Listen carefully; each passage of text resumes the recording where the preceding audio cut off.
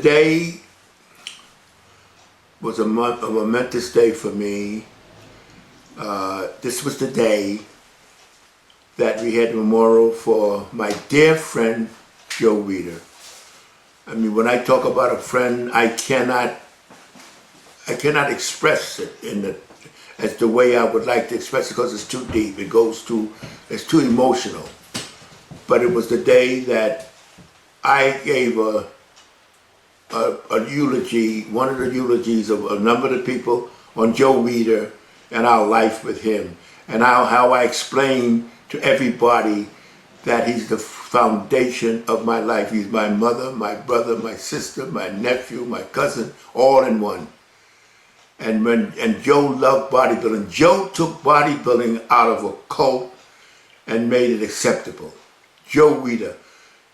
Joe Weider didn't ride on anybody's wave, they rode on his wave.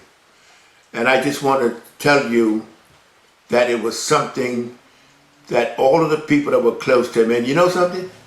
It made me feel good.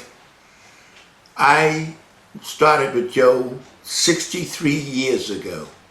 I was a teenager. And when Joe was struggling, a lot of young fellas think that they just met Joe or just heard of Joe as he became a multi-millionaire. Joe had to struggle, and I struggled with him. And I remember we were like friends. And because he made me his friend because he loved bodybuilding. And he knew I was enthused by bodybuilding. And if you enthused about bodybuilding, and you're somebody that Joe said, go to it, he'll open the door for you, but he won't push you through. And we talked about that. Arnold was there, and Arnold explained how Joe was the door opening for him. Now, Arnold is an icon. We all know Arnold. We all know Arnold is not only has ambition, but ability. So a lot of people have ambition and no ability. He has them both. And to this day, when I left, I'm still emotional because we just left today, the 14th. We just left the memorial.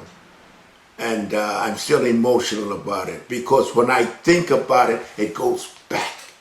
You know, it's like yesterday. But yes, it was 63 years ago when Joe had a warehouse. The name of his company was not on that warehouse door. That's how from the bottom he came and how he rose from that and brought the bodybuilding game. He made bodybuilding acceptable.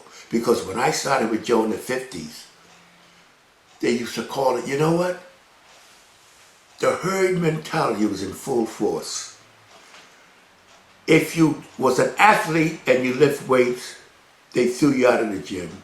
Now if you don't lift, they throw you out. They had this mentality that if you train, you get stiff. And I used to say, well, then how can you get, if you can't, they would say they were so stupid with this mentality. I know a guy, he had so much bicep he couldn't straighten out his arm and all that kind of craziness. And they perpetuated, and trainers that should know better went along with it. And then they found that bodybuilding in conjunction with your sport made you more proficient at your sport, because it gave you that extra strength and connective tissue that you would never have just practicing your sport. In other words, if you throw a baseball, your body only gives you the strength to throw a baseball and the connective tissue. But if you train, you get that extra strength so that you can throw the baseball more efficiently. But they couldn't see that at the time. But the most important thing is I just sat there and I felt so good because I looked around at the vast crowd there. And I felt a little cocky. I said, I'm the only one here that was with Joe when he was struggling. I was the only one here that when Joe couldn't make payroll. And a lot of these people see Joe and they talk about, he don't do this, he did this, that, and they don't realize Joe crawled his way up to what he was. And you know something? It was for love of body. He loved. I never met a human being including myself, even on anybody that loved bodybuilding the way he did. He loved it. When he was very sick, my friend George would take him to the gym. He'd take a little 5-pound dumbbells and try to do curls when he was at the end of the line. It's that much a part of him. And he put his life into it. And he took it from a cult into acceptable. You don't hear the word muscle bound anymore. You don't hear the word dumb anymore because of Joe Weider. And I tell you, I was just carried away today with emotion, because it's like yesterday when I first started with Joe, and I never dreamed it would get to the way it is.